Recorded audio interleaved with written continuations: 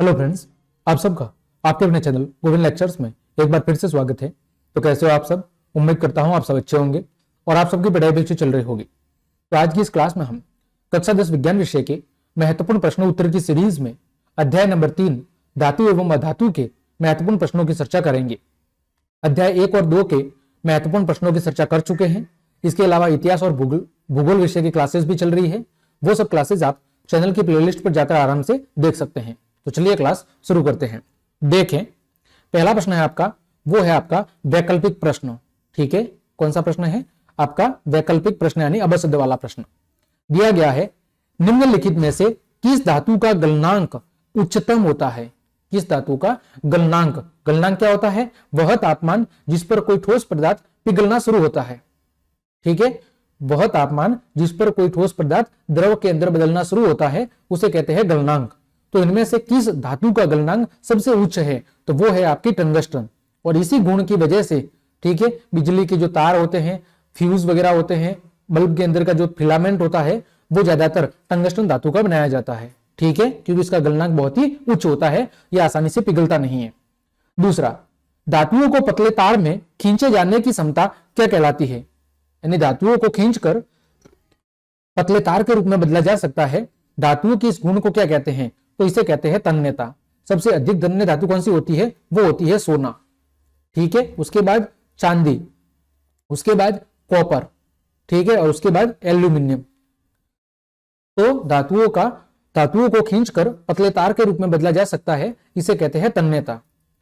इसके बाद होता है आपका जो ध्वनिकता। ध्वनिकता का मतलब क्या होता है कि धातुओं को जब किसी कठोर सतह से टकराया जाता है तो वो क्या करती है? ध्वनि उत्पन्न करती है, उसे कहते हैं ध्वनिक या सोनोरस। इसके अलावा धातुओं का गुण होता है आघात वर्धनीयता। धातुओं को पीट कर पतली चादर के रूप में डाला जा सकता है, इसे कहते हैं आघात वर्धनीयता।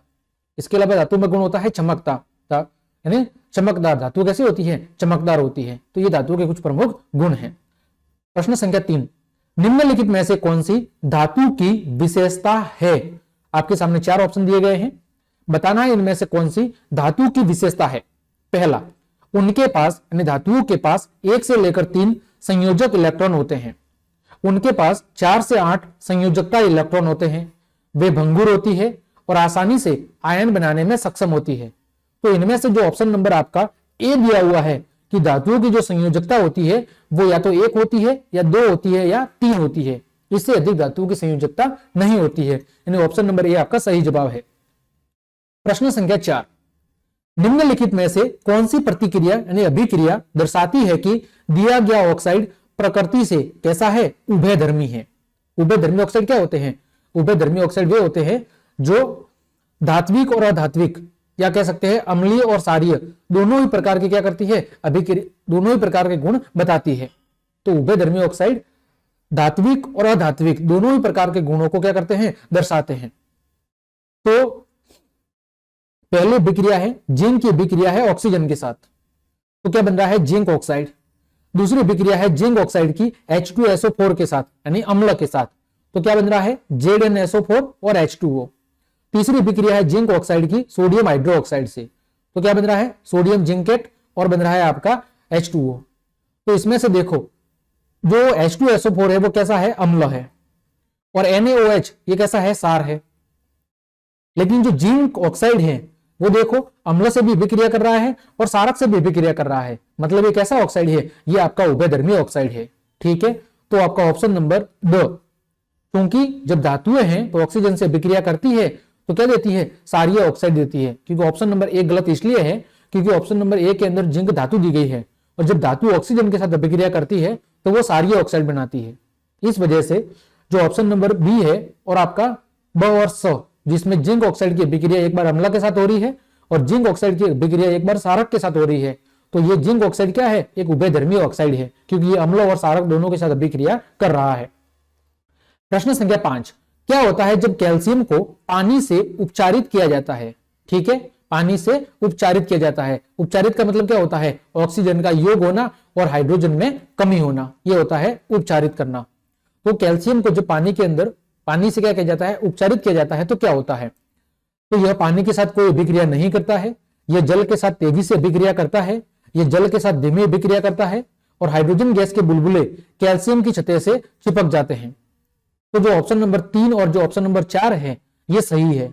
ठीक है, कि ये जल के साथ धीमे धीमे अभिक्रिया करता है और हाइड्रोजन गैस के जो बुलबुले हैं वो कैल्शियम की सतह से चिपक जाते हैं। तो देखो अभिक्रिया दी हुई है, जब कैल्शियम की अभिक्रिया जल के साथ कराई जाती है तो क्या बनता है, कैल्शियम हाइड्रोक्साइड बनता है और क्या बनती है आपकी हाइड्रोजन गैस। और इस अभिक्रिया में बहुत कम ऊष्मा उत्पन्न होती है, जिसकी वजह से जो बनने वाली हाइड्रोजन गैस है उसमें आग नहीं लगती है। ठीक है, आगे बढ़ते हैं। प्रश्न संख्या 6, एक धातु है M, उसकी अभिक्रिया H2SO4 के साथ कराई जाती है तो उसमें से एक गैस निकलती है, पानी के ऊपर एकत्रित हो जाती है, जैसा चित्र के अंदर दिख रहा है।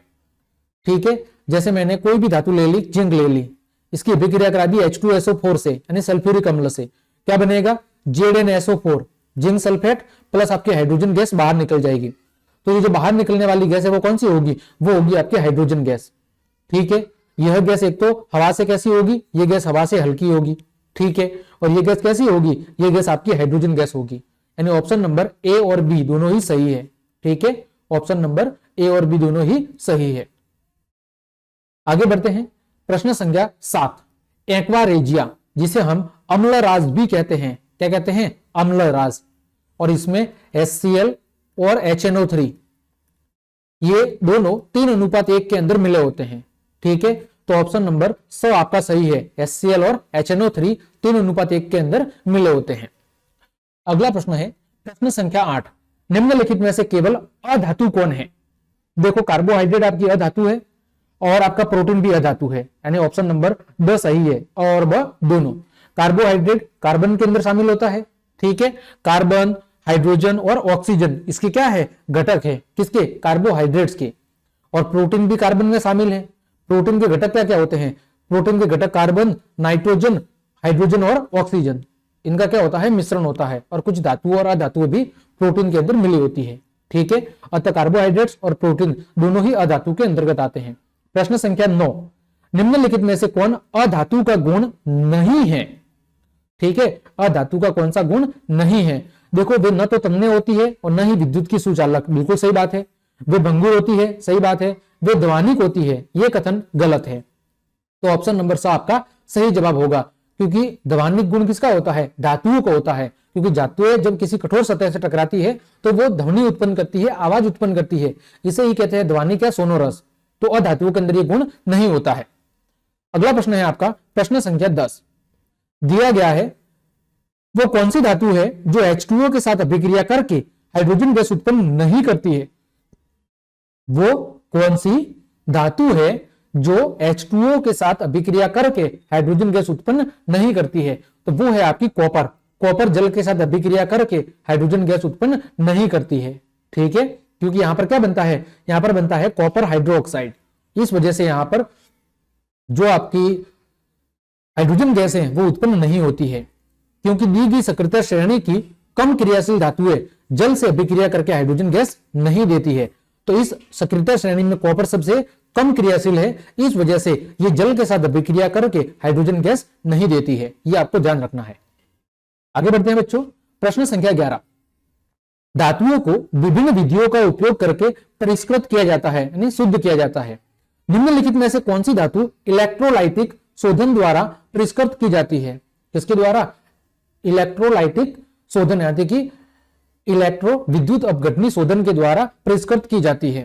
तो देखो कौन कौन सी है, एक Au यानी सिल्वर है आपकी और एक आपकी कॉपर है, यानी ऑप्शन नंबर ए आपका सही है। ठीक है, सोना और तांबा इन दोनों को विद्युत अपघटनी विधि के द्वारा प्रतिकृत किया जा सकता है। ठीक है, इलेक्ट्रॉनिक शोधन का उपयोग कॉपर, चांदी, जिंक और सिल्वर आदि धातुओं के परिष्करण में किया जाता है और इस प्रक्रिया का उपयोग प्रकृति में उपस्थित विभिन्न अशुद्ध धातुओं को शुद्ध करने में किया जाता है। ये धातु आपको याद रखनी है कि इन धातुओं का इलेक्ट्रॉनिक शोधन के द्वारा क्या किया जाता है, परिष्करण किया जा सकता है। अगला प्रश्न है आपका बच्चों प्रश्न संख्या 12, लंबे समय तक हवा के संपर्क में रहने पर चांदी की वस्तुएं काली हो जाती है, यह किसके बनने के कारण होता है। तो जब सिल्वर वायुमंडल में मौजूद सल्फर के साथ अभिक्रिया करता है तो क्या बनाता है, सिल्वर सल्फाइड। और इस सिल्वर सल्फाइड की वजह से धातुओं जो चांदी की बनी वस्तुएं होती हैं या जो आभूषण होते हैं वो कुछ समय के बाद काले पड़ जाते हैं। तो ऑप्शन नंबर 100 आपका सही है, सिल्वर सल्फाइड की वजह से। तो सिल्वर हवा में उपस्थित H2S हाइड्रोजन सल्फाइड गैस के साथ अभिक्रिया करके सिल्वर सल्फाइड और हाइड्रोजन गैस बनाता है। देखो सिल्वर की अभिक्रिया हाइड्रोजन सल्फाइड के साथ जब होती है तो सिल्वर सल्फाइड बनता है जो कि काले रंग का होता है और हाइड्रोजन गैस आपकी बाहर निकलती है। और इसी सिल्वर सल्फाइड की वजह से चांदी से बनी वस्तुओं का जो रंग है वो कुछ समय के बाद काला या मैला पड़ जाता है। प्रश्न संख्या 13, यसद लेपन लोहे को जंग लगने से बचाने की विधि में इस पर किसकी परत चढ़ाई जाती है? तो यसद लेपन वह विधि है जिसमें लोहे को जंग से बचाने के लिए उस पर जिंक की पतली परत चढ़ाई जाती है। कौन सी धातु की? जिंक धातु की।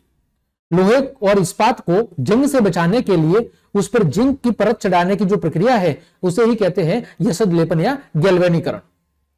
प्रश्न संख्या 14, मिश्र धातु है। तो मिश्र धातु क्या होता है? एक सजातीय मिश्रण होता है, यानी जब एक धातु या तो दूसरी धातु के साथ या जब एक धातु किसी दूसरी अधातु के साथ एक समांगी मिश्रण में मिलती है, ठीक है, तो उसे कहते हैं हम मिश्र धातु। दो या दो से अधिक धातुओं या एक धातु और एक अधातु के समांगी मिश्रण को क्या कहते हैं? हम मिश्र धातु कहते हैं। ठीक है, आगे बढ़ते हैं। प्रश्न संख्या दूसरा का प्रकार, रिक्त स्थानों की पूर्ति करें। आपको क्या करना है? रिक्त स्थानों की पूर्ति करना है। खाली जगह एक ऐसी धातु है जो कमरे के ताप पर द्रव अवस्था में पाई जाती है। ऐसी कौन सी धातु है जो कमरे के ताप पर द्रव अवस्था में पाई जाती है? यह एक अपवाद है, बाकी सभी धातुएं कैसी होती है? ठोस होती है। तो जो आपका पारा है या जो मरकरी है, मरकरी कह लो या आपका पारा कह लो या पारद कह लो, ये वो एक ऐसी धातु है जो कमरे के ताप पर धातु होते हुए भी द्रव अवस्था में पाई जाती है। 16वां, वे तत्व जिनमें इलेक्ट्रॉन खाली जगह करने की प्रवृत्ति होती है वे अधातुएं कहलाती है। तो वे तत्व जिनमें इलेक्ट्रॉन ग्रहण करने की प्रवृत्ति होती है उन्हें अधातुएं कहते हैं। और जो धातुएं वो होती है जिनमें इलेक्ट्रॉन दान करने की प्रवृत्ति होती है। ठीक है, यानी धातुएं इलेक्ट्रॉन दाता होती है और अधातुएं इलेक्ट्रॉन ग्राही होती है। प्रश्न संख्या 17, पृथ्वी की भूप्रपटी में सबसे अधिक मात्रा में पाई जाने वाली धातु कौन सी है? तो वो है आपकी एल्यूमिनियम। कौन है? एल्यूमिनियम। प्रश्न संख्या 18, अयस्क से गैंग, गैंग का मतलब होता है अशुद्धि, तो अयस्क से गैंग को हटाना खाली जगह के नाम से जाना जाता है, तो उसे क्या कहते हैं? उसे अयस्क का सांद्रण कहते हैं। क्या कहते हैं? अयस्क का सांद्रण। ठीक है, अगले प्रश्न है सही गलत का चयन करें। आपको सत्य या असत्य बताना है कि कौन सा कथन सत्य है और कौन सा कथन असत्य है।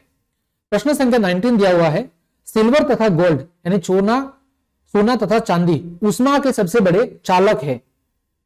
सोना और चांदी उष्मा के सबसे बड़े चालक है, तो ये गलत है। क्यों? क्योंकि चांदी और तांबा ये दोनों उष्मा के सबसे अच्छे चालक है। सोना आपका उष्मा का सबसे अच्छा चालक नहीं होता है। ठीक है, प्रश्न संख्या 20, जब एल्यूमिनियम गर्म जल के साथ रिएक्शन करता है तो गैस के साथ पॉप की ध्वनि उत्पन्न होगी। यह बात बिल्कुल गलत है। जैसे धातुएं जैसे एल्यूमिनियम, जिंक और आयरन गर्म और ठंडे जल के साथ अभिक्रिया नहीं करती है, यह आपको ध्यान रखना है। धातु एल्यूमिनियम, जिंक और आयरन ये चाहे ठंडा जल हो या गर्म, इनके साथ रिएक्शन नहीं करती है। ठीक है, प्रश्न संख्या 21, अधातुएं ठोस, द्रव और गैस तीनों ही स्टेट में पाई जाती है। बिल्कुल सही बात है। अधातुएं ठोस अवस्था में भी हो सकती है, द्रव में भी हो सकती है और गैस में भी, लेकिन धातुएं सदैव ठोस अवस्था में होती है। केवल पारा एकमात्र ऐसी अपवाद धातु है जो धातु होते हुए भी द्रव रूप में पाई जाती है। ठीक है, आगे बढ़ते हैं बच्चों।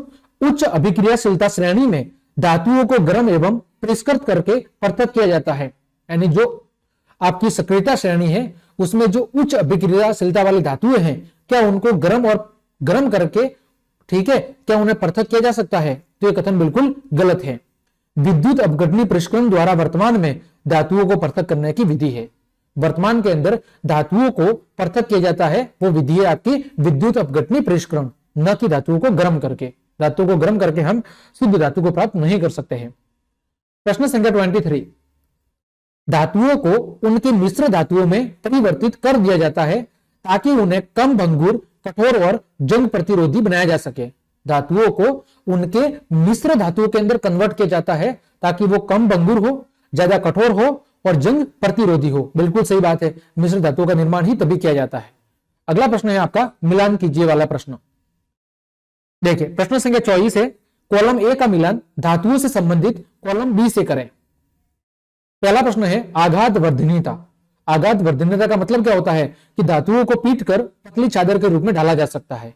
धातुओं के इस गुण को कहते हैं आघात वर्धनीयता। दूसरा है तन्यता, यानी धातुओं को पतले तार के रूप में खींचा जा सकता है, यानी खींचकर पतले तार के रूप में बदला जा सकता है। फिर है ध्वनिकता या ध्वन्यात्मकता, यानी कि धातुएं कठोर सतह से टकराने के बाद आवाज उत्पन्न करती है, जैसे घंटी करती है। फिर कोमलता, कोमल कौन होती है, जो सार धातु होती है वो कोमल होती है। फिर धात्विक चमक, यानी धात्विक चमक का मतलब क्या है, उज्ज्वल चमक। धातुओं की सतह कैसी होती है, चमकदार होती है। ठीक है, ये परिभाषा मैंने बताई दी। आघात वर्धनीयता का मतलब क्या होता है, धातुओं को पीटकर पतली चादर के रूप में ढालना। तन्यता का मतलब कितना होता है, धातुओं को पतले तार के रूप में खींचने की क्षमता।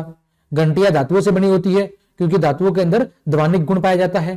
फिर कुछ सार धातुएं जैसे लिथियम, सोडियम और पोटेशियम काफी कैसी होती है, कोमल या नरम होती है। ठीक है, ये आपको ध्यान रखना है। अपने शुद्ध रूप में धातु की सतह क्या होती है, चमकदार होती है, और उसे क्या कहते हैं, उसे धात्विक चमक कहते हैं। ठीक है, आगे है अभिकथन और कारण। आपके सामने एक वाक्य दिया होगा और आपको उसका कारण बताना है कि ऐसा क्यों होता है। देखिए प्रश्न संख्या 25, अभिकथन दिया हुआ है इलेक्ट्रिक वायर कॉपर से नहीं बनते हैं, और कारण दिया हुआ है कॉपर विद्युत का कुचालक है। तो ये जो अभिकथन है वो कैसा है, सत्य है कि जो इलेक्ट्रिक वायर है वो कॉपर से नहीं बनते हैं। ठीक है, परंतु कारण गलत है। क्यों, क्योंकि कॉपर विद्युत का सुचालक होता है, न कि कुचालक। ये कथन इलेक्ट्रिक वायर कॉपर से नहीं बनते हैं, तो दोस्तों इलेक्ट्रिक वायर कॉपर से नहीं बनते हैं, कॉपर से बनते हैं। ठीक है, तांबे से तो बनते ही है। यह कथन सत्य है। ठीक है, नहीं यहां पर गलत है। कथन सत्य है, लेकिन जो आपका कारण है वो गलत है। ठीक है, क्योंकि इलेक्ट्रिक वायर कॉपर से बनते हैं, सीधी सी बात है। हमारे जो विद्युत के तार होते हैं वो कॉपर से बनते हैं, लेकिन कॉपर विद्युत का कुचालक नहीं होता है, अतः इसका कारण गलत है। ठीक है, प्रश्न संख्या 26, यदि जिंक को आयरन सल्फेट के विलयन में डाला जाता है तो उसमें कोई बदलाव नहीं आता है। जिंक को आयरन सल्फेट Fe2SO4, तो सीधी सी बात है कि जो जिंक है, जिंक सल्फेट के विलयन में डाला जाता है तो उसमें कोई बदलाव नहीं आता है। यह अभिकथन है। कारण दिया हुआ है जिंक आयरन से अधिक क्रियाशील है। तो जो अभिकथन है वो गलत है। ठीक है, लेकिन जो कारण है वो बिल्कुल सत्य है। क्यों, क्योंकि जो जिंक है वो फेरस से अधिक क्रियाशील होता है। इस वजह से ये जिंक को उसके यौगिक से क्या करेगा, विस्थापित करेगा, और क्या बनेगा, ZnSO4, और फेरस क्या हो जाएगा, अलग हो जाएगा। तो यहां पर जो कथन अभिकथन है वो गलत है, लेकिन कारण आपका क्या है, कारण सत्य है। अगला है प्रश्न संख्या 27, अभिकथन खाना रखने के डिब्बे जिंक के ना होकर टीन के बने होते हैं। ठीक है, और कारण दिया हुआ है जो जिंक है वो टीन से अधिक क्रियाशील है। तो दोनों ही कथन सही है, अभिकथन भी आपका सही है और कारण भी सही है कि जो ज्यादातर खाने के डिब्बे होते हैं वो जिंक के ना होकर किसके होते हैं, टीन के होते हैं, और जो जिंक है वो टीन से अधिक क्रियाशील होता है। इसी वजह से डिब्बे जिंक के ना बना के टीन के बनाते हैं। कारण क्या है, अभिकथन की व्याख्या है कि खाद्य डिब्बे टीन से क्या होते हैं, लेपित होते हैं, और जो जस्ता है जिंक वो टीन की तुलना में अधिक क्रियाशील है, अतः भोजन में मौजूद कार्बनिक अम्ल के साथ प्रतिक्रिया कर सकता है। इस वजह से जो खाना रखने के डिब्बे होते हैं वो जिंक के ना बना के टीन के बनाए जाते हैं। ठीक है बच्चों, आगे बढ़ते हैं। प्रश्न संख्या 28 आपका दिया हुआ है अभिकथन प्लेटिनम सोने और चांदी का उपयोग आभूषण बनाने में किया जाता है। बिल्कुल सही बात है। कारण प्लेटिनम, सोना और चांदी कम क्रियाशील धातुएं हैं, कम क्रियाशील धातुएं हैं। बिल्कुल सही बात है, दोनों चीजें सही है। प्रश्न संख्या 29, अभिकथन दिया हुआ है कार्बन ऑक्सीजन के साथ क्रिया करके कार्बन डाइऑक्साइड बनाता है जो अम्लीय ऑक्साइड है। बिल्कुल सही बात है, अधातु अम्लीय ऑक्साइड बनाती है। तो दोनों कथन सही है। ठीक है, कि कार्बन है वो ऑक्सीजन के साथ अभिक्रिया करके कार्बन डाइऑक्साइड बनाती है, और कार्बन डाइऑक्साइड कैसा ऑक्साइड होता है, अम्लीय ऑक्साइड होता है, क्योंकि अधातु कैसा ऑक्साइड बनाती है, अम्लीय ऑक्साइड बनाती है। ठीक है, आगे बढ़ते हैं। गद्यांश आधारित प्रश्न, आपके सामने एक गद्यांश दिया गया है और इस पर आधारित कुछ प्रश्न दिए गए हैं। ठीक है, इस तरह के प्रश्न भी आजकल पूछे जाते हैं। देखो गद्यांश दिया हुआ है कि सक्रियता श्रेणी उनकी घटती गतिविधियों के क्रम में व्यवस्थित धातुओं की क्या है, एक सूची है। तांबा और चांदी दोनों को सक्रियता श्रेणी में हाइड्रोजन से कम रखा जा रहा है। क्रियाशील धातु द्वारा उनके आयनों को आसानी से विस्थापित किया जा सकता है। हालांकि आयरन सोडियम और कैल्शियम को विस्थापित नहीं कर सकता है क्योंकि यह सक्रियता श्रेणी में सोडियम और कैल्शियम से नीचे आता है।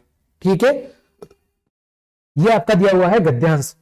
अब बात करते हैं इस पर आधारित प्रश्न, जैसे आपके हिंदी और इंग्लिश में पूछे जाते हैं वैसे विज्ञान के अंदर भी पूछे जा सकते हैं। देखो प्रश्न संख्या 30, उन धातुओं के नाम बताओ जिन्हें विस्थापित किया जा सकता है जब आयनों Pb2+, Hg2-, Hg2+ और Mg2+ मिश्रण वाले घोल या विलयन में आयरन डाला जाता है।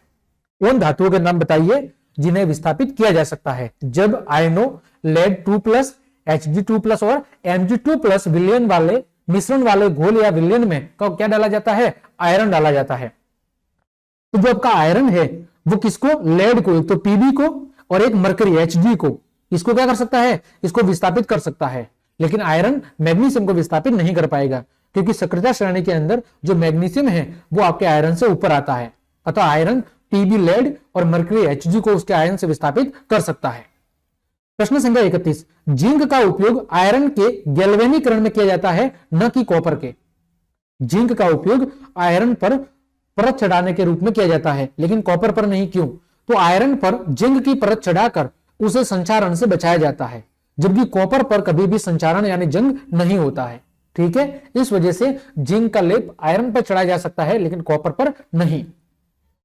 प्रश्न संख्या 32, 5 ml सांद्र HCl, ठीक है, HNO3 और एक मिश्रण सांद्र HCl 15 ml, ठीक है, तथा सांद्र HNO3 5 ml test tube level में लिया गया है और इन्हें A, B और C नाम दिया गया है। ठीक है, इसमें एक धातु के छोटे छोटे टुकड़े डाले गए हैं। टेस्ट ट्यूब A और B में कोई बदलाव नहीं आया परंतु टेस्ट ट्यूब C की धातु नष्ट हो चुकी थी। उस धातु तथा विलयन का नाम बताइए।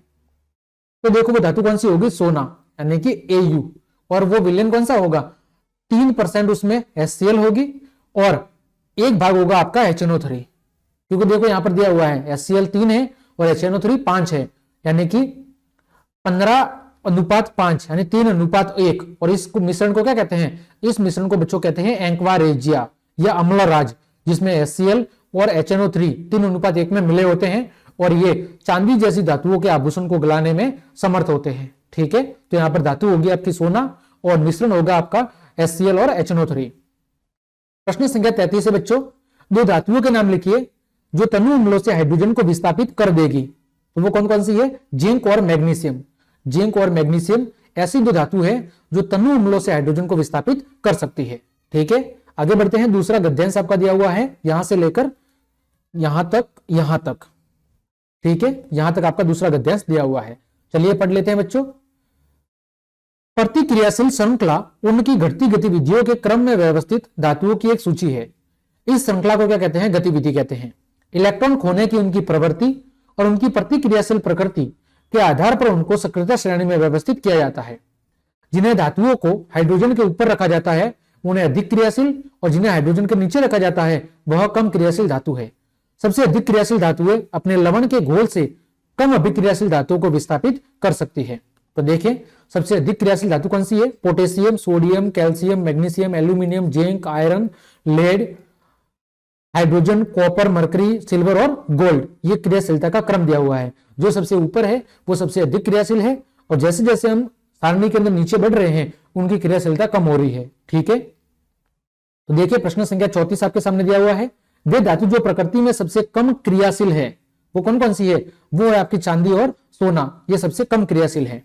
35वां प्रश्न है, उस क्रिया का नाम बताइए जिसका प्रयोग अधिक धातुओं को अलग करने में किया जाता है। तो वो विधि है विद्युत अपघटनी परिष्करण, जिसकी मदद से धातुओं के मिश्रण में से अलग अलग धातुओं को अलग किया जाता है। प्रश्न संख्या 36, उन धातुओं के नाम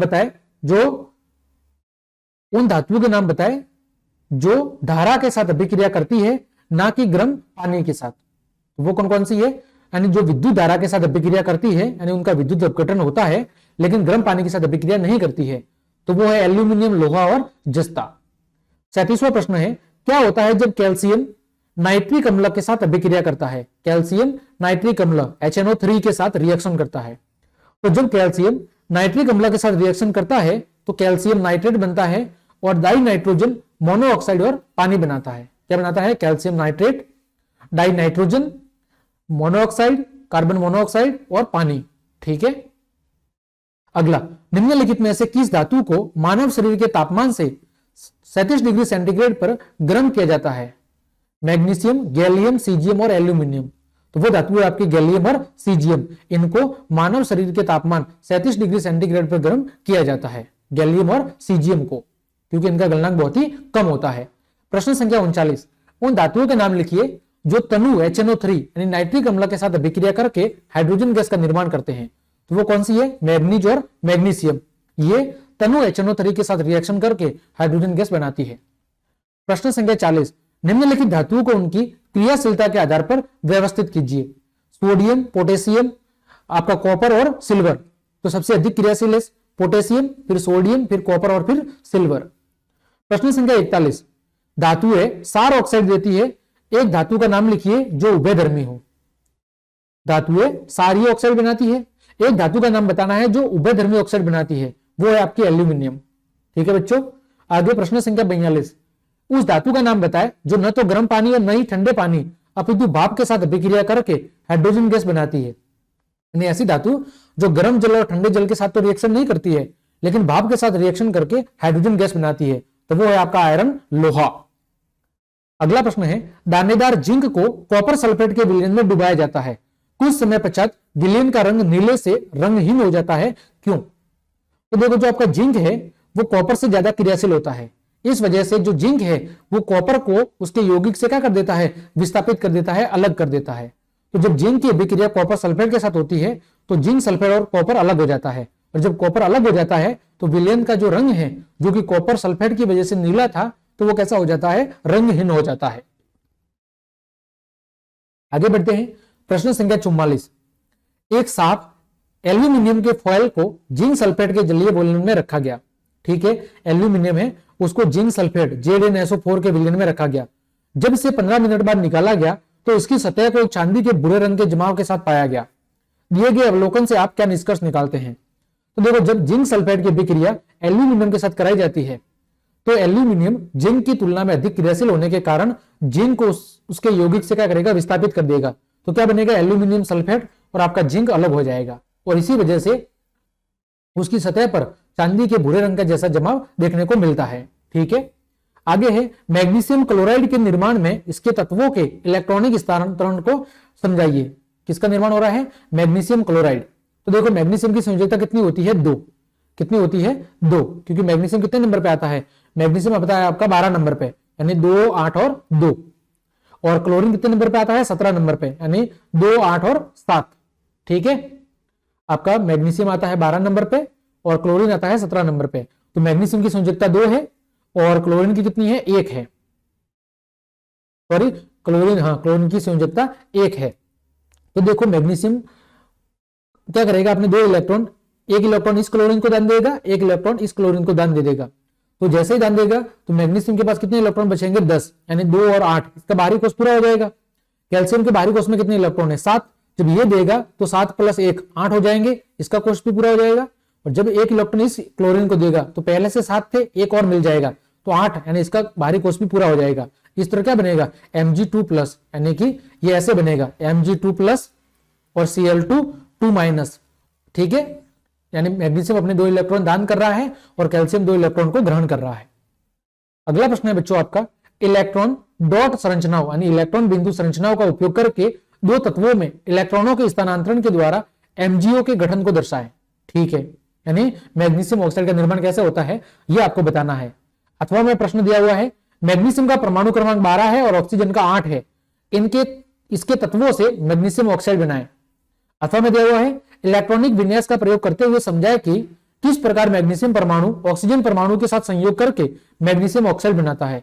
इलेक्ट्रॉनों के स्थानांतरण द्वारा ऑक्साइड बनाना सिखाइए। तो देखो, मैग्नीशियम 12 नंबर पे आता है, यानी इसका इलेक्ट्रॉनिक वितरण कैसा होगा? 2, 8, 2। संयोजकता कितनी है? +2। ऑक्सीजन कितने नंबर पे आता है? 8 नंबर पे, यानी 2 और 6। इसकी संयोजकता कितनी है? ये -2, 2 इलेक्ट्रॉनों को ग्रहण कर सकता है। तो मैग्नीशियम क्या करेगा? अपने 2 इलेक्ट्रॉन ऑक्सीजन को दान करेगा और क्या बनाएगा? मैग्नीशियम ऑक्साइड बनाएगा। ठीक है। अगला प्रश्न है 47, एक गुण का नाम बताए जो आयनिक यौगिकों द्वारा नहीं दिखाया जाता है। तो जो आयनिक यौगिक होते हैं वो ठोस अवस्था में विद्युत का चालन नहीं करते हैं, केवल वो जलीय विलयन के रूप में जब होते हैं तभी विद्युत का चालन करते हैं। प्रश्न संख्या 48, कैल्शियम पानी में क्यों तैरता है? तो कैल्शियम हाइड्रोजन गैस बनाने के लिए पानी के साथ रिएक्शन करता है। हालांकि कैल्शियम पानी से भरा होता है, लेकिन कैल्शियम की परत पर हाइड्रोजन गैस के बुलबुलों के जमाव के कारण वो पानी के ऊपर तैरने लगता है। ठीक है। प्रश्न संख्या 49, धातुओं की शोधन प्रक्रिया द्वारा परिष्कृत किया जाता है, निम्न में से किस धातु को विद्युत शोधन द्वारा परिष्कृत किया जाता है? धातुओं को शोधन क्रिया के द्वारा परिष्कृत किया जाता है, लेकिन इनमें से ऐसी कौन सी धातु है जिनको विद्युत अपघटनी विधि के द्वारा क्या किया जाता है? परिष्कृत किया जाता है। तो इन चारों में से आपकी धातु है कॉपर और आपके गोल्ड। ठीक है, Au। तो कॉपर यानी तांबा और सोना, ये ऐसी दो धातुएं हैं जिन्हें विद्युत अपघटनी विधि के द्वारा परिष्कृत किया जाता है। अगला प्रश्न है बच्चों आपका, एक बाथरूम में एक सप्ताह के लिए हवा के रहने पर तांबे की प्लेट पर धीरे धीरे एक हरी परत बन जाती है, ये हरा क्यों होता है? तो जब कॉपर वायु के साथ अभिक्रिया करता है ऑक्सीजन के साथ, तो होता क्या है, यानी जब कॉपर आपकी नमी या जल के संपर्क में आता है तो ये उससे अभिक्रिया करके या तो कॉपर कार्बोनेट बनाता है या कॉपर हाइड्रोक्साइड बनाता है, जिसकी वजह से जो कॉपर का ऊपरी रंग है वो कैसा हो जाता है? हरा रंग। किसकी वजह से? कॉपर कार्बोनेट की वजह से। प्रश्न संख्या 51, दो धातुओं के नाम बताओ जो गलित अवस्था में उनके क्लोराइड के विद्युत अपघटनी परिष्करण द्वारा प्राप्त की जाती है। तो वो है आपकी सोडियम और कैल्शियम। अगला है 22 कैरेट सोने का अर्थ क्या है? तो जो शुद्ध सोना होता है, जिसे हम 24 कैरेट गोल्ड कहते हैं, वो बहुत ही कोमल होता है और इसे कठोर बनाने के लिए इसमें 2 भाग तांबे का मिलाया जाता है, अतः इसे कहते हैं 22 कैरेट सोना। प्रश्न संख्या 53, क्या आसुत जल में लोहे की किल में जंग लग सकता है? तो नहीं, क्योंकि आसुत जल में ऑक्सीजन घुली हुई नहीं होती है और ऐसी स्थिति में लोहा उस आसुत जल के साथ रिएक्शन नहीं कर पाता, अतः ऐसी स्थिति में लोहे पर जंग नहीं लगता है। प्रश्न संख्या 54, एक मिश्र धातु का नाम बताए जिसमें एक धातु एक घटक के रूप में होती है। तो आपका स्टील एक मिश्र धातु है जिसमें एक धातु है लोहा और एक धातु है आपकी कार्बन। प्रश्न संख्या 55, एक मिश्र धातु का नाम बताए जिसमें पारा एक घटक के रूप में होता है। तो उसे कहते हैं जिंक अमलगम। जैसे जब भी मिश्र धातु के अंदर एक धातु पारा होती है तो उसे कहते हैं अमलगम। जैसे यहां पर मैंने लिया उदाहरण जिंक अमलगम, ये एक मिश्र धातु है जिसमें एक घटक पारा है और एक घटक आपका क्या है? जिंक है। ठीक है। प्रश्न संख्या 56, स्पष्ट करें कि क्या होता है यदि अशुद्धियों के रूप में लोहा और सिलिका युक्त बॉक्साइट को पूर्व शुद्धिकरण के बिना सीधे विद्युत शोधन की प्रक्रिया के अधीन किया जाता है। क्या बोल रहा है कि लोहा और सिलिका युक्त बॉक्साइट अयस्क है, उसको बिना कोई शुद्ध किए डायरेक्ट अगर हम विद्युत शोधन की प्रक्रिया के अंदर इस्तेमाल में लाए तो क्या वो शुद्ध हो सकता है? तो देखें उत्तर, कच्चे बॉक्साइट में अशुद्धियों के रूप में आयरन ऑक्साइड और सिलिका होता है। जो आपका बॉक्साइट अयस्क होता है उसमें अशुद्धियों के रूप में क्या होता है? आयरन ऑक्साइड और सिलिका। यदि बॉक्साइट में लोहे की मात्रा मौजूद है तो वह कैथोड पर एल्यूमिनियम की तुलना में जमा हो जाएगा, क्योंकि लोहा एल्यूमिनियम की तुलना में क्या होता है? कम इलेक्ट्रोपॉजिटिव होता है। ठीक है, कम क्या होता है? कम विद्युत धनात्मक होता है। इस वजह से कैथोड के ऊपर एल्यूमिनियम की तुलना में जो आपका लोहा है वो अधिक क्या हो जाएगा? जमा हो जाएगा। ठीक है, और इस वजह से आपकी जो धातु है उसका सही रूप से शुद्धिकरण नहीं हो पाएगा।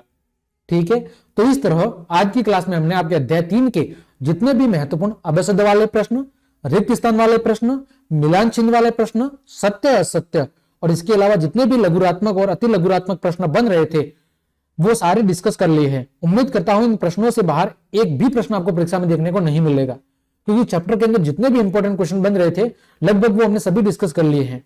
उम्मीद करता हूं ये सारे प्रश्न आपकी परीक्षा की दृष्टि से उपयोगी साबित होंगे। तो क्लास देखने के लिए आप सभी को धन्यवाद। यदि आपको मेरी क्लास और मेहनत पसंद आई है तो फिर जल्दी से लाइक, कमेंट, शेयर और सब्सक्राइब जरूर ठोक दे। आज के लिए इतना ही। जय हिंद, जय भारत।